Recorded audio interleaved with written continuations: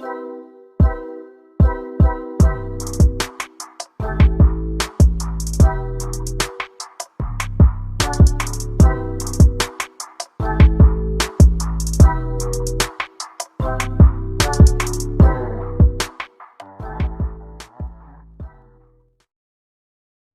up, people? Welcome back to another episode of Under 1,000 Pod. This episode is pre-recorded, so just so you know, this one's not live, but we will be in the chat talking to you guys while this is playing because it's going to be a premiere, so you can watch it that way, and we still will be in the chat if you have questions. But yeah, before we bring on our guests, you know the Under 1,000 Podcast is where I bring on other reptile YouTubers that are hobbyists, enthusiasts, and breeders. Talk to them, get to learn a little bit about their YouTube journey, their reptile journey, and get to know them a little more. It's a great way for me to communicate to the community, talk to more people within the community, get to know people. I am an introvert, so it makes it easier for me to reach out to people. And I've met so many cool people within the community and in the comments, you guys. You guys have been amazing in the comments. But that's the show we do, bring them on, talk to them a little bit. But, you know, before we bring on our guests, we have to thank our sponsor for this episode. So without further ado, here's a sponsor for this episode. This episode is sponsored by Herp Collectors. They're a family-run business specializing in investment quality morphs to help other breeders achieve their project dreams and beyond. They are working with a couple different morphs specifically. Their baseline is Clown, Desert Ghost, and Hypo.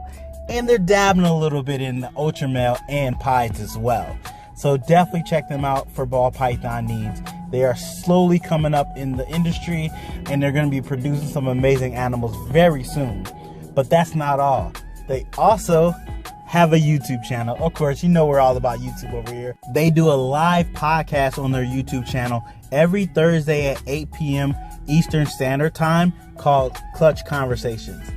It's a great podcast. I was actually on it, and Mike does an amazing job interviewing guests. He also brings guests from all over the industry and talks to them. It's a definite watch if you're free on Thursdays. And if you're not, you can still listen to it on Apple Podcasts, Spotify, or wherever you find your favorite podcast apps. Their mission is also to share the excitement of working with these reptiles, as well as bringing people together to promote and preserve our hobby. So what are you waiting for? Go follow and subscribe to their YouTube, their Instagram, their Facebook, and their TikTok. Thanks for sponsoring this episode, Herp Collectors. All right, thank you, sponsor Mike. Appreciate you, Herp Collectors. Go check them out. Great guy.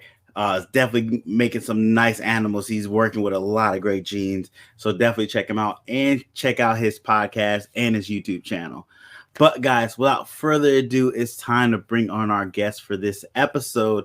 So without further ado, here's today's guest. Yeah.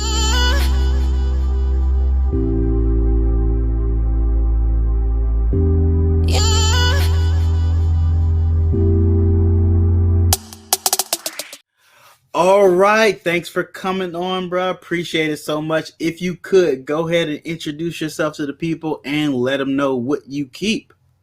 What's going on, guys, gals? My name is Leon from LKB Pythons. I keep and breed ball pythons. I've been doing it for about 8 years now.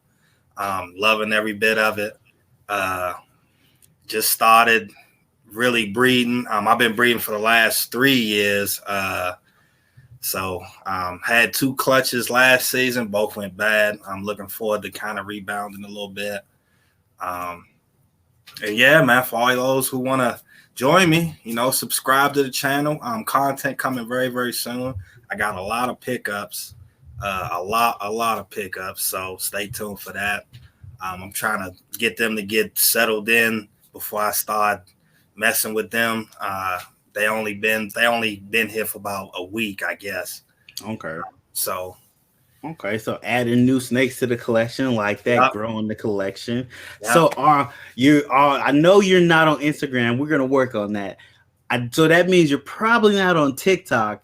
But no. do you okay? So you ever think about getting on TikTok, or that maybe like I might let that social media go? I want all of them, be honest with you. But the missus was like, look, man, you gotta crawl before you walk. So This is true. This is true. That's the next social media for me would probably be TikTok. Okay. That or Facebook. Okay, sounds good. Sounds good. So definitely look for him on those in time, but he definitely has a YouTube channel, so make sure you go ahead and hit that subscribe button on his YouTube channel. So we brought you on today, get to know a little more about you, talk to you, find out a little bit about your YouTube journey and some of your reptile journey. So without further ado, we're just gonna jump into one of these questions once I find them, because I always put them in the wrong place. So it happens. I always, like, I'm doing this is season 2. I'm doing this for almost 2 years. I think I'm up to like 50, 60 episodes, something around there. Every episode, I forget where I put stuff. Every episode never fails. Never fails. But so let's hit it with the first question. How long have you had your YouTube channel? It's been about 8 years now. Okay. When I first started my YouTube channel, Clown wasn't popular. Pod was popular, but Double Recessive wasn't nowhere near this popular. I think when I first started, I think Justin Kobelka was trying to make the Batman and the Gotham, I believe. Oh, okay. Oh, so wow. It's been a minute. I remember that. Yeah, my first ball python was legless. That's my male butter. Got him from XYZ Reptiles. Okay. I did not know about Morph Market then. I don't even know if Morph Market existed at that time. I have no idea. At that time, it was like King Snake and Fauna. Yeah, that's what people were. Yeah.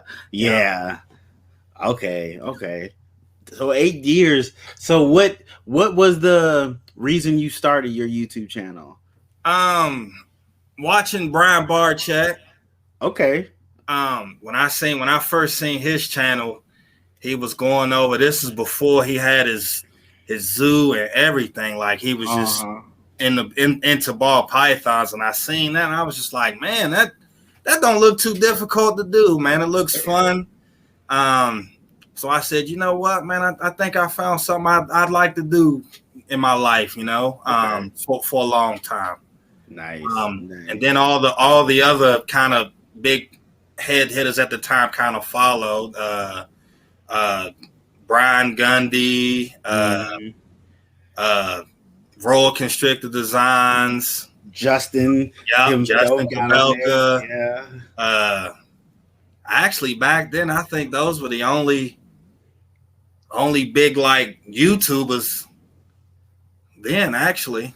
Yeah, that makes sense. You had other people that were like more enthusiasts and had pets, reptile pets that they were showing your channel, but like for breeders, big breeders that we know today, those are kind of the big ones that actually started in the YouTube space per se. Oh, nice. Yeah, but Brian Barczyk, he's probably, and I know he probably heard this 1,000 times, but he's probably the reason I even started this in the first place. Okay, yeah, that is. I've had somebody tell me something to that extent where, like, they were like, I started YouTube because I watch your channel.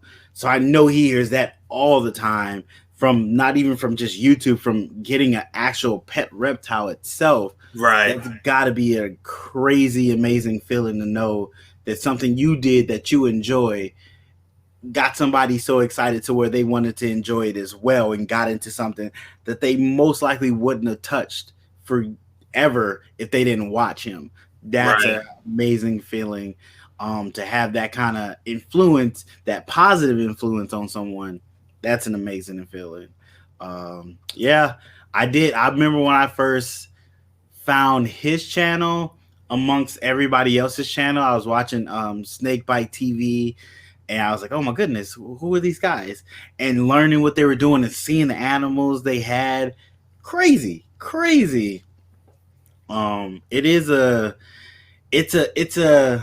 it's that weird feeling when you first find something that you didn't know you loved, and you slowly find yourself falling in love with it while you're Yeah, watching it. it's crazy, and it's crazy because when Legless first got home, like my wife wasn't home at all. She didn't know I bought him, none of that. So she came in and saw him. He was balled up, sitting on the bed, and she was like, "What's that?" And I was like, "It's a snake." And she wasn't scared. She was just like, "Well, why is it balled up like that?" I'm like, "It's a ball python." And she was like, "Ball python?" I'm like, "Yeah, it's kind of a small species of python." And she was like, "So what you plan on doing?" And at the time, he was just a pet. That's how it started. And then I started watching Justin Kabelka and all these different combinations. I'm like, hold up. I might need to get a piece of this. Like that man had like stuff, like stuff I can only still dream of. It was So speaking of different morphs we dreamed of and we got excited about, that brings us right to our second question, which is, what is your favorite codom and your favorite recessive? Oh man. There it is right there. I love that when people go in their head and just try to list through the morphs and like, I like that, but I do like that too. But then there's that. So like my favorite recessive, honestly, man,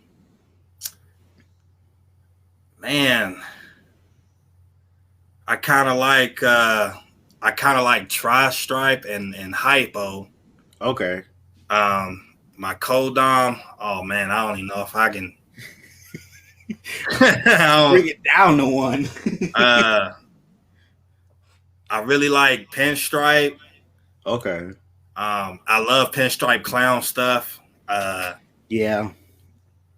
That's probably, I say that's probably my favorite. Like my favorite. Okay.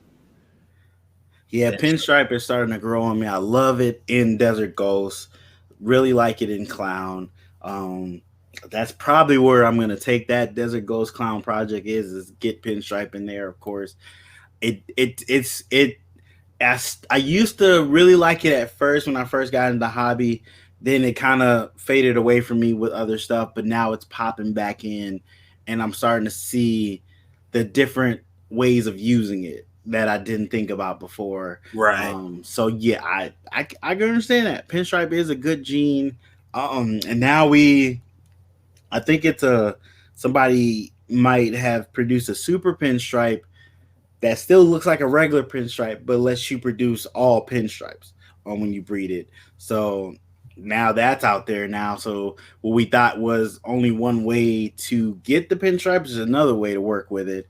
So now that's in the process, but definitely to see pinstripe Desert Ghost clowns, I can see that. So what is it about tri-stripe that you like?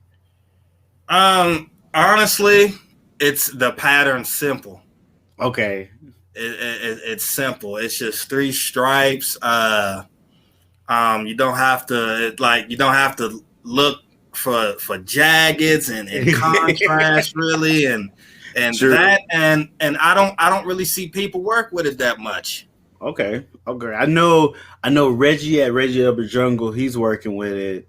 But you're right, I don't see many people working with it. Which is crazy. Like I don't see like Justin Kabelka. I really don't see him work with it, which is kind of surprising.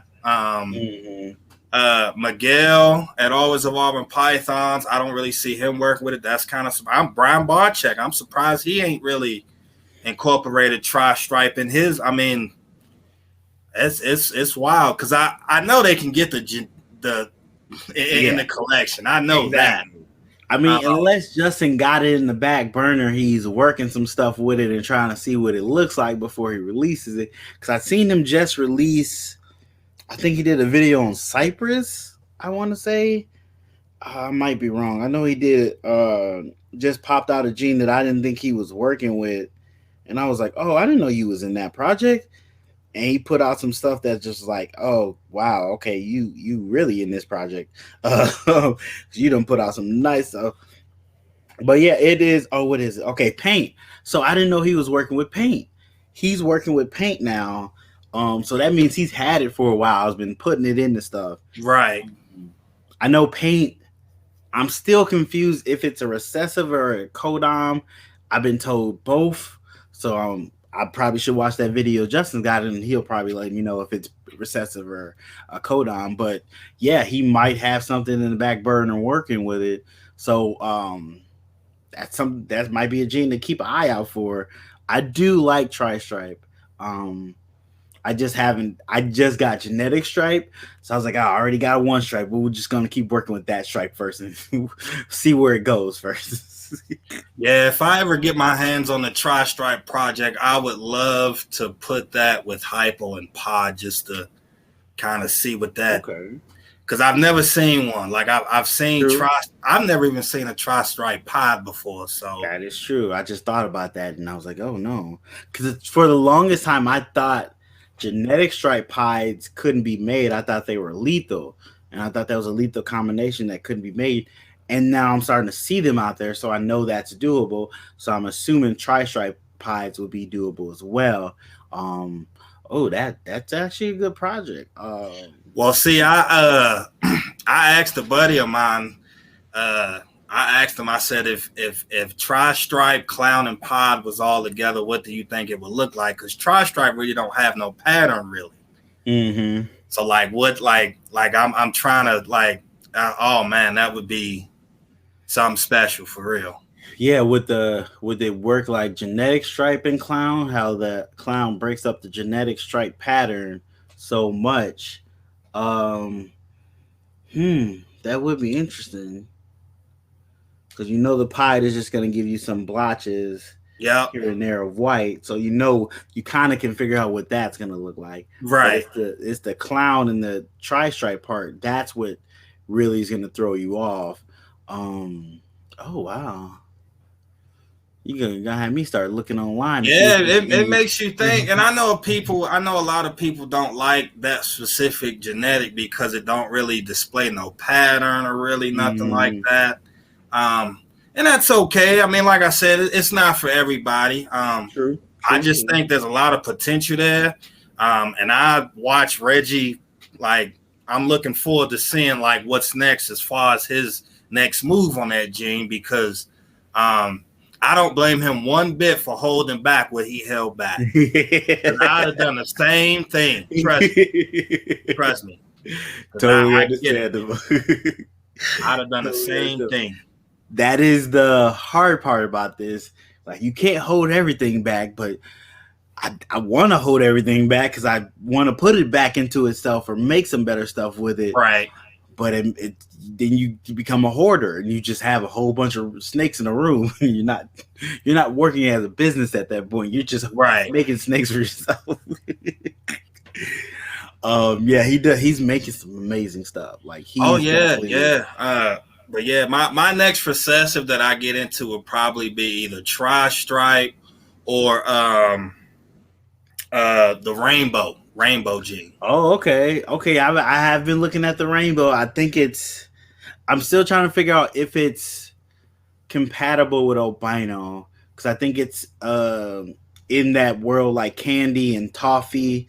I think it's like those. I just haven't had anybody prove that out yet. And being rainbow is so expensive. Oh, I know. I'm trying to make the certain stuff first before you start playing around with other stuff. One of my friends in Wisconsin has produced some rainbows, so I'm gonna have to talk to her about it and see what she planned to do with stuff, because that might be my in on the rainbow gene, because I do like it. It's very interesting, very unique looking, and it's along the albino trait that I already like and love, so it fits right there for me. Right. Okay, so let's hit another question. So, what camera do you use to record your YouTube videos? I use my cell phone, man. Exactly. I use my cell phone. I use the same site you do. I use KinMaster. Okay. Yep. It's easy. It's free. I'm still learning some stuff about it. Okay. And my wife, I wasn't even she just said, man, why don't you use some kind of editing app? And then Kim Master sent me an email, want me to do like a free trial. And so I just liked it and been doing the same thing since.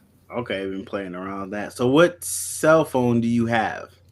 It's like a Is it an Android something? They make so many of them. They do. They do have a lot of them. They definitely do have a lot of them. So you're team Android right now, not iPhone at least. So there's that. So iPhone people don't get upset. He's Android right now. But yeah, they do have so many different phones, and they all pretty much have computers in them. So you can do whatever you need, and the resolution on them are really great. Some are shooting in 8K right now, so I can totally understand why you would use your phone. I mean, it's always there with you anyway, so why not use it? Have you ever thought about going to a regular camera or video camera anytime? Actually, yeah. So I got Kimmo on my laptop. That's what I'm using right now. I got it on my laptop. Cameras are so expensive too. It's like, man, like I kind of want to find something that does a little bit of everything. Exactly. And that's the thing. Like even at Walmart, a place like Walmart, even cameras are expensive. It's like, wow, like, man, I might have to wait till Black Friday or something because look, man, I can't, or clearance section 1 and these cameras here. It's hard to spend that much money on something that only does one thing. Exactly. It's really difficult when you're trying to be multifaceted to spend that much money on something that does one thing, and you're kind of locked into that. But then you also have to buy stuff for that. You still have to buy like lighting equipment, memory cards, and you still have to transfer that footage to your computer to be able to edit it and able to upload it. Like, it makes it like, why am I making extra steps for myself when I could just get a really good phone, shoot it on my phone, edit it on my phone, and upload it on my phone? The one-stop shop for everything. I know. And have the same kind of resolution I would have with a camera to it. So I know some people, bigger camera enthusiasts, I'm not knocking you. Hey, if that's what you choose to do, that's what you choose to do. I feel the same way. In this fast-paced world we're in now, to be able to do everything with one device, it helps you. It gives you that little bit of an edge. Right. But also, a lot of it people forget. Just because you have these tools, you still have to be knowledgeable of using them, and you still have to have that creative eye when you're using them to make those videos interesting to people, to make those videos stand out to people. Like, the tools are great, but you still have to have that creativity on top of that too. Because if you don't, that's just a tool that just sits there to be really. Oh yeah, man, it's crazy. My wife, she has a Galaxy. I think it's like a S12, I think. Now some videos I'll do on her phone, because her phone, the video quality is like way better than what I got. This phone here is 5 years old. Okay. Verizon been telling me to upgrade, but I'm like, nah, this is fully paid for. It's still functional. So it still works like it's supposed to. You want me to use exactly? I don't know why am I doing that? Exactly. It ain't cracked. It's working. Like, why are you messing up a good thing here, Verizon? Stop playing. Right. Totally understand that. Okay. So before we go to the next question, guys, you know what time it is. It is time for Tip of the Week. So if you don't know, Tip of the Week is where I put a post on my Facebook or my Instagram. And under that post, all you have to do is put a tip for YouTube, reptiles, or life, whatever thing you want. And whichever comment gets the most likes on it will get shot out. It will be in the next Under 1,000 podcast, and that person get a shout out on their Instagram. So without further ado, guys, here is Tip of the Week. This week's tips from High Desert Pythons. Pay attention to your snake's behavior. They will tell you what they need restlessness in their enclosure, spending an unusual amount of time in their hot or cold spot, yawning, all are telltale signs of their condition. Adjust as needed. 100%. Biggest thing, get to know your animals. Take the time, learn them. Thanks, High Desert Pythons, for this tip of the week. Greatly appreciated. All right, there we go. That's a tip of the week. Thank you for that tip. Yeah, I'm not gonna lie to you guys. I don't know what the tip is because we were pre-recording this a while back. But whoever sent that tip, we're gonna put their name up there. Go check out their Instagram. Tell them I sent you. Maybe hit that follow button for them as well. But we're gonna get back to Leon and get back to some of these questions. So I clicked the button. There it goes. Okay, so do you breed or buy your snake food? I buy mine. Okay. My wife, she's like, hell no. She really didn't say hell, but that's nice. I'm gonna put it. She's like, look, I love you to death, but I can't do with the smell. What if one of them gets loose and then the house is just so I got a buddy of mine. She owns a pet store about 20 minutes from here. I normally go every Friday, and she normally hooked me up. Okay. Yeah, I right there with you. The wife is not okay with me breeding rats in the house right now. Trying to get these guys to pay for a shed that maybe I could have out back, make that my rat shed. She'll be a little bit okay with that, but I totally understand. Right now I'm buying two as well, so I totally get that. If you could breed rats, is that something you would like to do in the future? I don't even know. I totally understand because they do stink. They are weird, and if you're not necessarily like, I'm not necessarily a rat person. Like I'm not scared of rats, but I was like, rats, y'all stay over there. I don't want to deal with y'all. But then I got into snakes.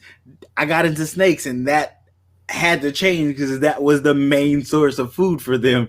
So I was like, well, now I got to deal with rats. But I don't know if breeding rats is something I necessarily want to do.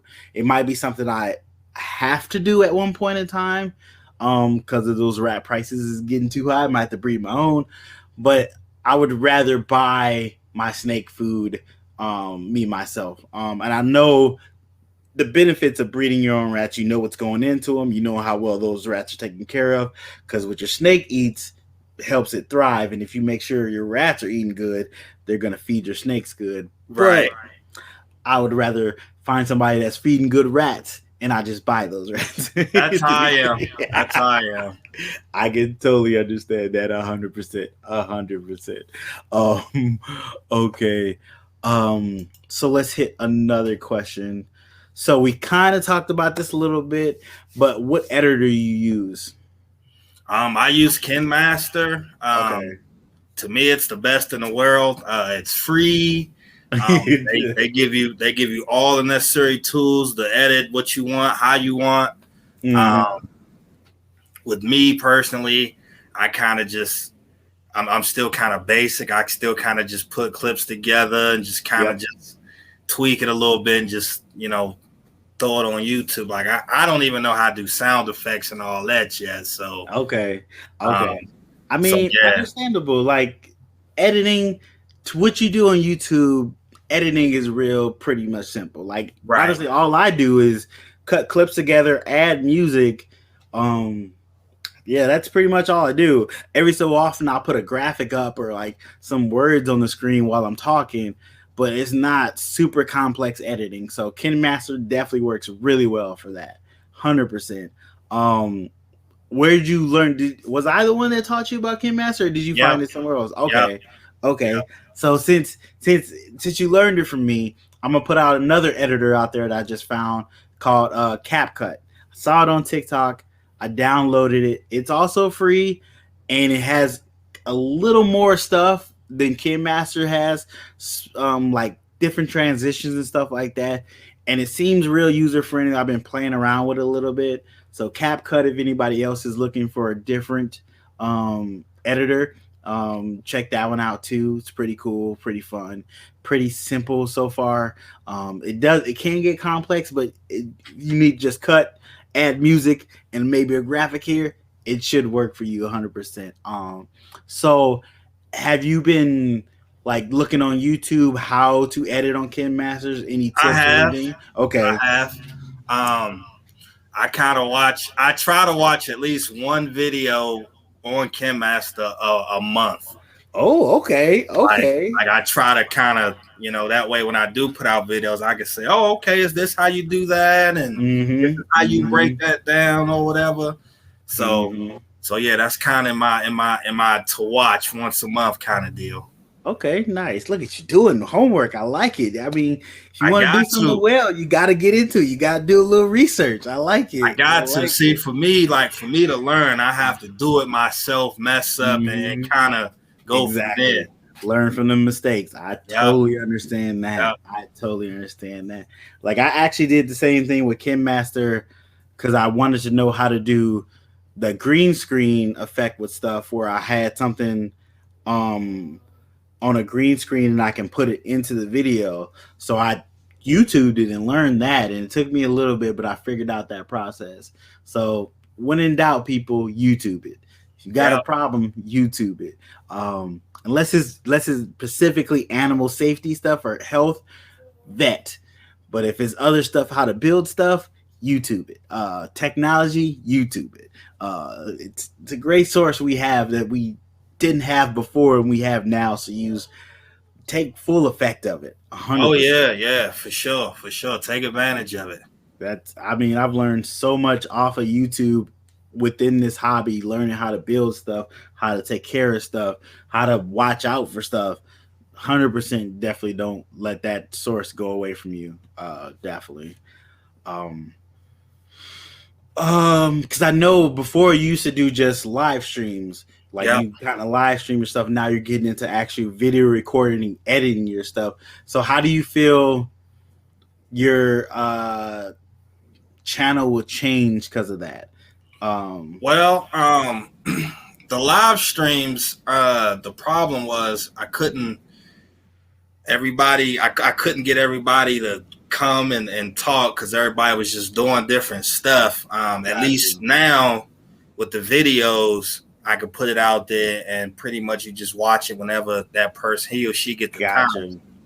I enjoy videos more so than lives because now I can go back and just look and laugh at myself, or if I stumble across saying something or something like that. Because I'll be honest, I know my last video when I started, I was laughing. I was laughing at her. She kind of got this kick. She's gonna try to make me laugh before I, start my intro. So I'm not holding it in. I'm gonna just start laughing now. It's just like, hey, it's kind of hard to hold in a good laugh. True. But then that's more your personality coming out of your videos, which I tell people all the time. Like, don't hide the little weird stuff you do. Let that come out because that's part of you, and that's the you in the YouTube that people kind of look for. Right. Like that's that unique thing that only you have, and that'll keep people coming back. People don't realize that. Like they try to edit that part of them out, and like, no, leave that part of you in.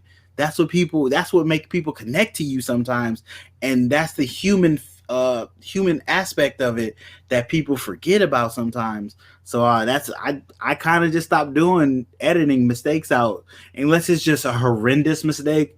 I leave it in, and I tell you I leave it in. I'm the same way.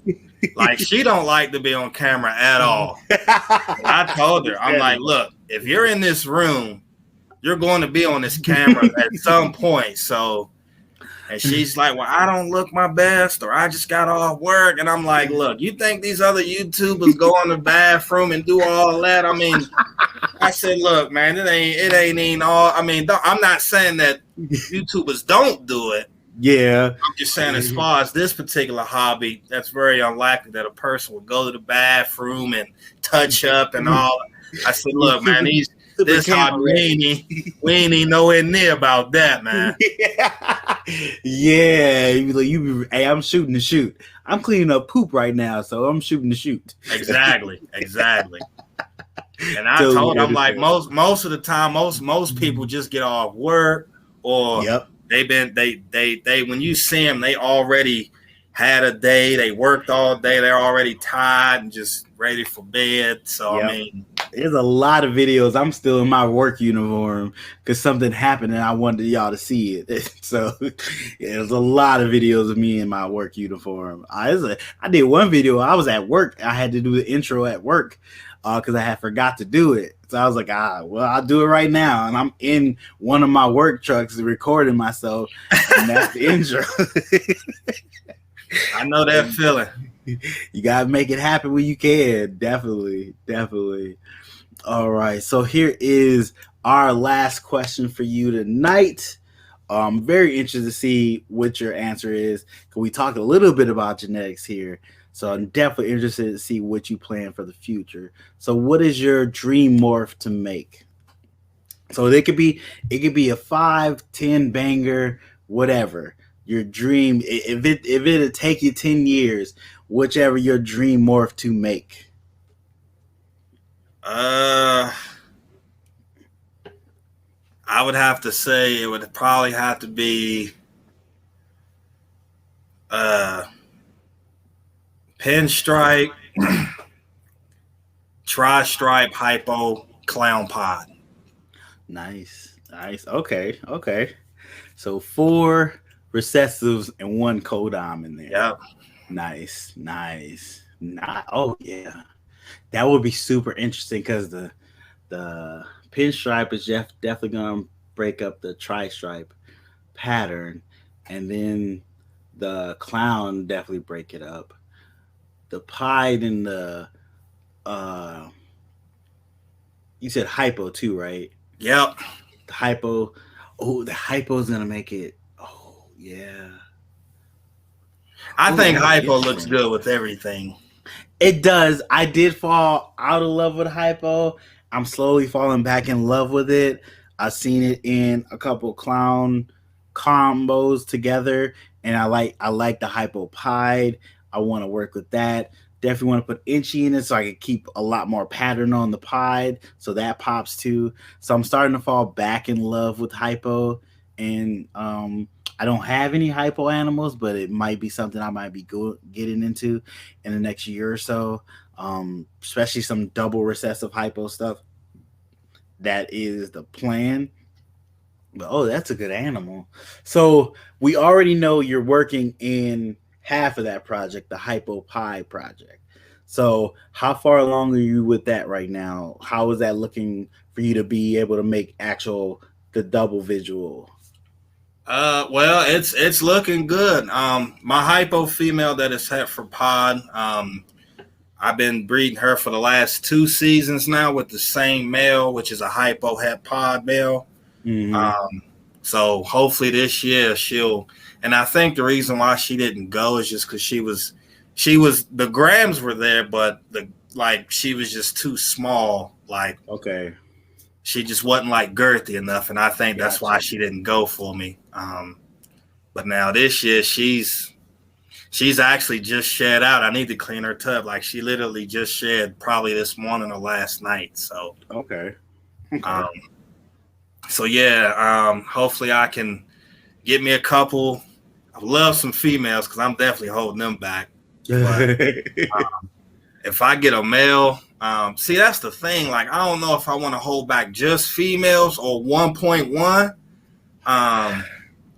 That's the thing, man. Me and her was discussing that. She was like, well, if you hold back a male, that'll kind of help you too. And I'm like, I know, but the females though, man, females are hard to come by too. Exactly.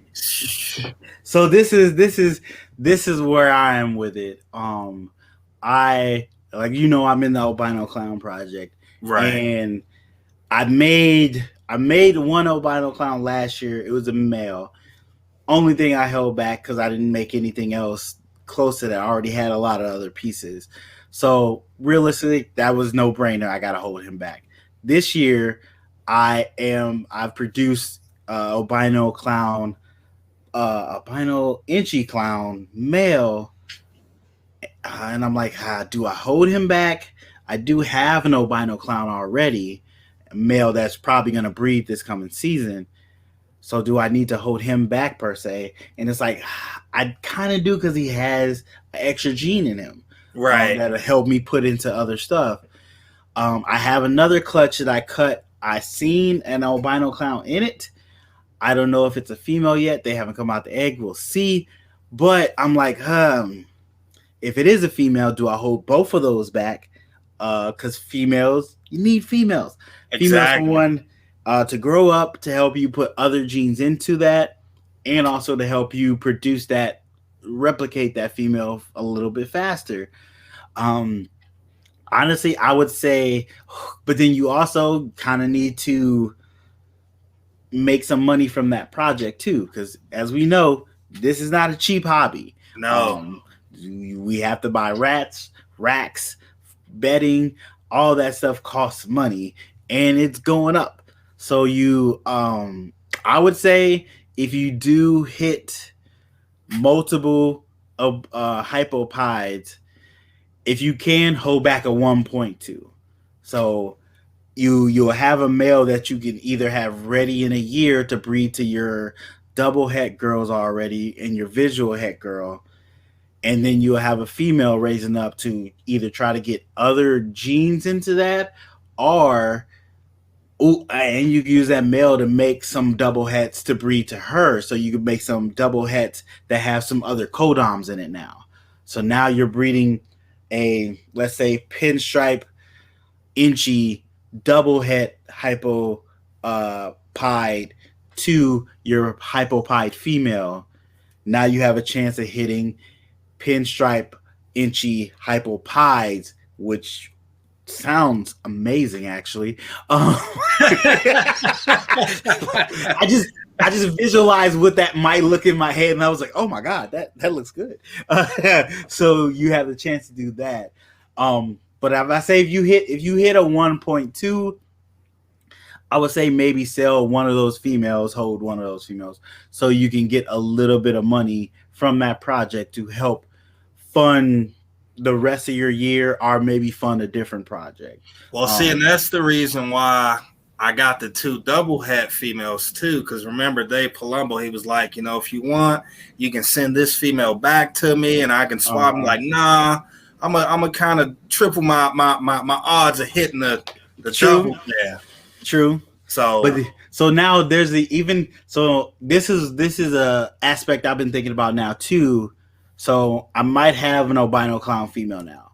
How long do I wait to let go of my double het girls and let that albino clown female replace one of those double het girls?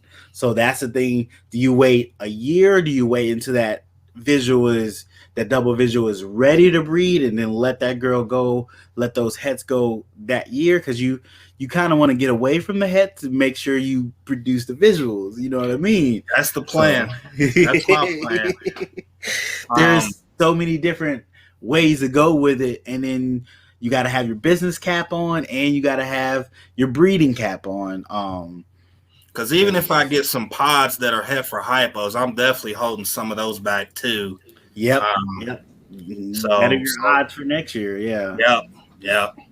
Yeah, and that's how you end up with 300 snakes in your house. Oh yeah. Because you're holding back so much. I understand. She's been helping me. My wife, she's been kind of helping me. She kind of been keeping me at bay, because I ain't gonna lie, I want to hold back everything. But like you said, there's a business aspect with it, and some of the snakes in my collection, I did sell off. Mostly males, because I got too many males. Mm-hmm. So now I'm female heavy now, and I'm kind of thankful for it. Yeah. So yeah, man. Everything I add to the collection will probably. My mindset is females first, because you can't have enough females in this hobby. Very true. Very true. And I try to tell people, just buy females for the first 2 years of being in this hobby, just by females. And when you get a lot of females close to being able to breed, go buy a powerhouse male, because that male can breed up to 10 females. Oh, yeah. He could breed up to 15 if you have an ultrasound and you're only pairing him with one of those girls one time that year when she's producing follicles. So, like, your females take the longest to get up to size, take the longest to mature, because sometimes it takes them 3, sometimes it takes them 5 years. Your male gets up to maturity real quick and can start producing, no problem. So that's the last piece you need to grab. Those females, you need to grab those and grow them up. Get those females, especially recessive females, get those recessive females and slowly grow them up and get them up to size. Is the best way, because you don't want to have a male for 3 years and he ain't putting any work because you ain't got no girls big enough for him yet. Exactly. But that is all my questions, man. If there's anything you would like to promote, anything you got coming up, any videos you got coming up, go ahead and let the people know about it. I will have a video up probably tomorrow or Monday. Repticon is coming to Johnson City, Tennessee this upcoming weekend. I will try to be there. I don't plan on buying anything, but y'all know how that goes. Yeah. But yeah, man, like, comment, subscribe to the channel. Videos are coming. And yeah. Okay. So, side question, you ever think about vending a show? Is that something you've done or have thought about doing? I thought about it, but I just not had the product to. Gotcha. That's kind of the reason. Like, I've only been to one reptile show ever. Oh, okay. And that was Repticon about 2 years ago. And that was a good experience for me. I kind of got a first glimpse of vendors, and I got some business card. I seen how everything was set up and stuff. So that is something I definitely look forward to. Like when I get these projects off the ground and up and running. Okay. Nice. Yeah, I've didn't necessarily want to vend because I like to be able to move around and talk to people at shows, but it might be something I might end up doing here and there, maybe local shows mostly. As I produce more animals, I'm going to have a lot more stuff to actually move. So I'm probably need to go to a show so people can see them. 100%. Right.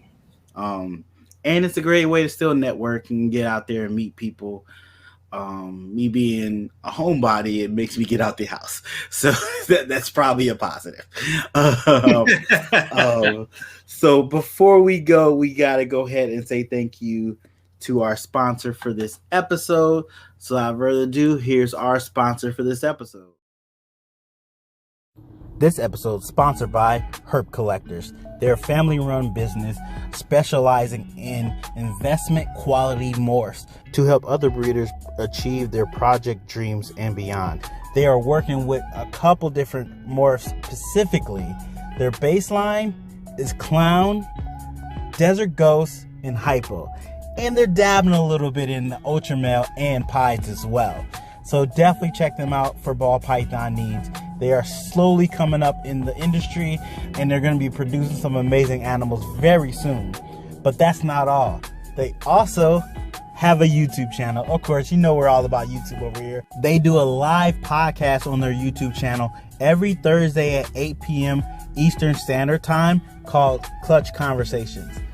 It's a great podcast. I was actually on it, and Mike does an amazing job interviewing guests. He also brings guests from all over the industry and talks to them.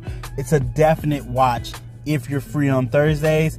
And if you're not, you can still listen to it on Apple Podcasts, Spotify, or wherever you find your favorite podcast apps. Their mission is also to share the excitement of working with these reptiles, as well as bringing people together to promote and preserve our hobby. So what are you waiting for? Go follow and subscribe to their YouTube, their Instagram, their Facebook, and their TikTok. Thanks for sponsoring this episode, Herp Collectors. All right, guys, there you go. Thank you to our sponsor, Herp Collectors. Go check them out. Mike's a great guy. Look at his YouTube channel. Check out Clutch Conversations. Sorry, Mike, I messed that up. But go check him out. Great guy. Has some great interviews. He just did an interview with RCA maybe a week ago. Really interesting interview. This is not live, and I'm still going to keep it in. Interesting interview. So go check that out. Tell him I sent you, and definitely look for him on Instagram. And he's going to have some babies soon, I believe, up for sale. So check out his morph market as well. But Leon, thank you for coming on. Greatly appreciate it. Absolutely. Definitely like talking to you. Had fun. We've been talking backstage before we went on for like half an hour. So we absolutely. But I appreciate you coming on. Definitely everybody go check out his channel. Link in the description down below. Make sure you hit that follow button. Follow his HypoPod project. He is really getting close to producing some. Definitely want to see that. I know you've been working with that project for a minute, so fingers crossed for you, bro. Fingers crossed. Anything you want to say to the people before we go? Man, just keep y'all heads up, man, because trust me, I've the last couple years for me personally, it's been kind of a spiral as far as my last few clutches. But yeah, man, gotta keep a positive mindset. Just keep y'all head up and don't and remember, if you ever want to chat, talk, hit me up. You can hit up Gashawn too. Yep. Me and him kind of talk.